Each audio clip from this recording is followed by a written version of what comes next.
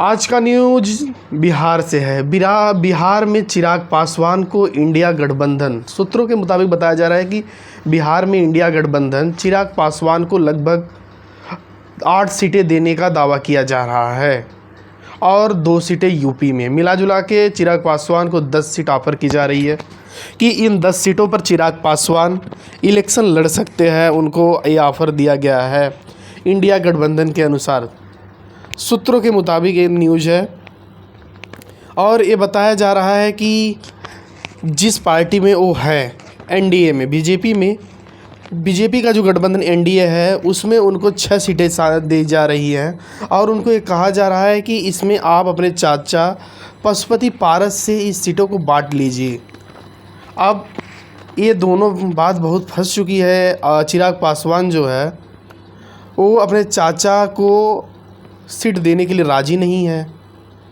तो यहाँ जहाँ पर चिराग पासवान कह रहे हैं कि मैं हनुमान हूँ, तो पशुपति पारस भी बोल रहे हैं मैं मोदी का परिवार हूँ।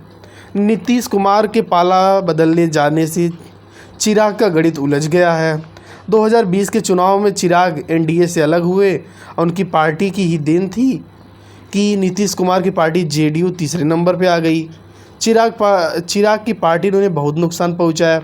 इसके बाद नीतीश ने की थी 2021 में, तो चिराग की पार्टी ही टूट गई। चाचा 6 में से 5 सांसदों को अपनी तरफ ले गए। रिश्तों में तल्खी बढ़ती गई। चिराग के पिता रामविलास पासवान जिस हाजीपुर सीट से लड़ते थे, अब चाचा सांसद हैं। भतीजा भी उसी सीट से लड़ना चाहता है।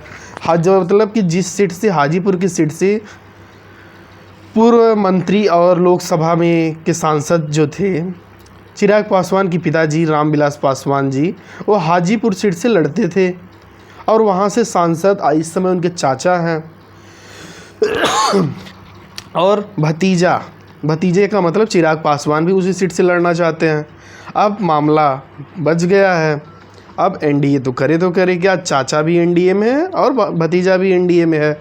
अब बिहार में लगभग 40 लोकसभा सीटें हैं, जिसके लिहाज से वो चौथा सबसे बड़ा राज्य है।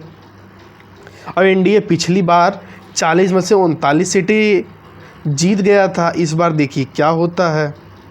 और इस बार काफ़ी सारे लोग हैं, जैसे उपेंद्र कुशवाहा हो गए, चिराग पासवान हो गए, जीतन राम मांझी हो गए, नीतीश कुमार हो गए। इन सभी पार्टियों के बीच में टिकट बांटना आसान काम भी नहीं है। अब इधर तेजस्वी यादव ने चिराग के लिए महागठबंधन के दरवाजे खुले होने का संकेत भी दे दिया है। अब क्या हो सकता है, क्या आरजेडी और एलजेपी में गठबंधन हो सकता है, ये भी देखने वाली बात हो सकती है। क्योंकि 2004 में के लोकसभा के चुनाव में राजद और एलजेपी और कांग्रेस ने मिलकर चुनाव लड़ा था और उनको शानदार सफलता मिली थी। और इसके साथ ही साथ 2010 के विधानसभा के चुनाव हुए, उसके बाद काफ़ी सारे विधानसभा चुनाव हुई और काफ़ी सारा सब कुछ हुआ। तो सबसे बड़ी बात ये होती है कि देखते हैं क्या हो सकता है।